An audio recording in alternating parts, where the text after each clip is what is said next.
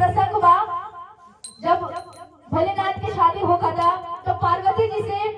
उनका सखी लोग कहा तारी कि गोर बाणे गौरा परवा मिल गईले थरिया पर छे गईली मैना रानी फेंक दिहली थरिया नाराज हो ए नाराज हो सखी सब देत बाड़ी गरिया नाराज हो सखी सारी देत बाड़ी गरिया नाराज हो सखी सब देत बाड़ी गरिया नाराज हो। थोड़ा ताली वाली बजा दे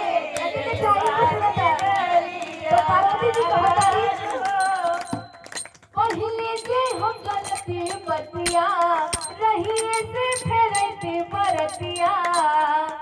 पहले जे हम गलती बतिया रहिए से फेरती बरतिया बस